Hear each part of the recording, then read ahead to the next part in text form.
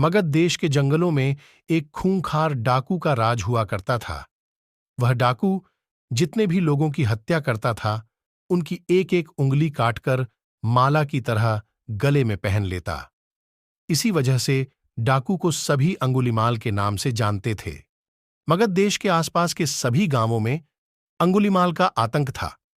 एक दिन उसी जंगल के पास के ही एक गांव में महात्मा बुद्ध पहुंचे। साधु के रूप में उन्हें देखकर हर किसी ने उनका अच्छी तरह स्वागत किया। कुछ देर उस गांव में रुकते ही महात्मा बुद्ध को थोड़ा अजीब सा लगा। तभी उन्होंने लोगों से पूछा, आप सभी लोग इतने डरे और सहमे सहमे से क्यों लग रहे हैं? सबने एक एक करके अंगुलीमाल डाकू द्वारा की जा रही हत्याओं और उंगली काटने के बारे में बताया। सभी दुखी होकर बोले कि जो भी उस जंगल की तरफ जाता है, उसे पकड़कर वो डाकू मार देता है और उनकी उंगली को काटकर उन्हें गले में माला की तरह पहनकर घूमता है। अंगुलीमाल के आतंक की वजह से हर कोई अब उस जंगल के पास से गुजरने से डरता है। इन सभी बातों को सुनने के बाद भगवान बुद्ध ने उसी जंगल के पास जाने का फैसला ले लिया। जैसे ही भगवान बुद्ध जंगल की ओर जाने लगे तो लोगों ने कहा कि वहां जाना खतरनाक हो सकता है। वो डाकू किसी को भी नहीं छोड़ता।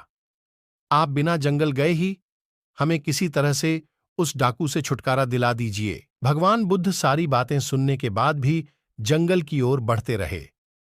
कुछ ही देर में बुद्ध भगवान जंगल पहुंच गए। जंगल में महात्मा के भेष में एक अकेले व्यक्ति को देखकर अंगुलीमाल को बड़ी हैरानी हुई। उसने सोचा कि इस जंगल में लोग आने से पहले कई बार सोचते हैं, आ भी जाते हैं तो अकेले नहीं आते और डरे हुए होते हैं। ये महात्मा तो बिना किसी डर के अकेले ही जंगल में घूम रहा है। अंगुलीमाल के मन में हुआ कि अभी इसे भी खत्म करके इसकी उंगली काट लेता हूं। तभी अंगुलीमाल ने कहा, अरे, आगे की ओर बढ़ते हुए कहां जा रहा है? ठहर भी जा अब। भगवान बुद्ध ने उसकी बातों को अनसुना कर दिया। फिर गुस्से में डाकू बोला, मैंने कहा रुक जाओ।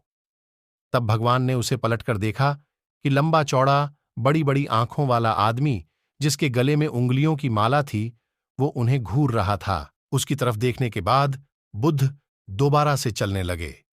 गुस्से में तमतमाते हुए अंगुलीमाल डाकू उनके पीछे अपनी तलवार लेकर दौड़ने लगा। डाकू जितना भी दौड़ता लेकिन उन्हें पकड़ नहीं पाता। दौड़ दौड़कर वो थक गया। उसने दोबारा कहा, रुक जाओ, वरना मैं तुम्हें मार दूंगा और तुम्हारी उंगली काटकर मैं 100 लोगों को मारने की अपनी प्रतिज्ञा पूरी कर लूंगा। भगवान बुद्ध बोले कि तुम अपने आप को बहुत शक्तिशाली समझते हो ना, तो पेड़ से कुछ पत्तियां और टहनियां तोड़कर ले आओ। अंगुलीमाल ने उनका साहस देखकर सोचा कि जैसा ये कह रहा है, कर ही लेता हूं। वो थोड़ी देर में पत्तियां और टहनियां तोड़कर ले आया और कहा, ले आया मैं इन्हें। फिर बुद्ध जी कहने लगे, अब इन्हें दोबारा पेड़ से जोड़ दे। ये सुनकर अंगुलीमाल बोला, तुम कैसे महात्मा हो? तुम्हें नहीं पता कि तोड़ी हुई चीज को दोबारा नहीं जोड़ सकते हैं?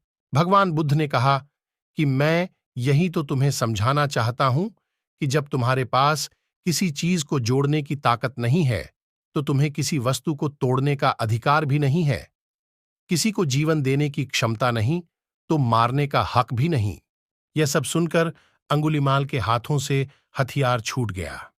भगवान आगे बोले, तू मुझे रुक जा कह रहा था, मैं तो कब से स्थिर हूं। वो तू ही है जो स्थिर नहीं है। अंगुलीमाल बोला, मैं तो एक जगह पर खड़ा हूं, तो कैसे अस्थिर हुआ और आप तब से चल रहे हैं? बुद्ध भगवान बोले, मैं लोगों को क्षमा करके स्थिर हूं और तू हर किसी के पीछे उसकी हत्या करते हुए भागने की वजह से अस्थिर है। यह सब कुछ सुनकर अंगुलीमाल डाकू की आंखें खुल गईं और उसने कहा, आज के बाद से मैं कोई अधर्म वाला कार्य नहीं करूंगा। रोते हुए अंगुलीमाल डाकू भगवान बुद्ध के चरणों पर गिर गया। उसी दिन अंगुलीमाल ने बुराई का रास्ता छोड़ा और वो बहुत बड़ा सन्यासी बन गया।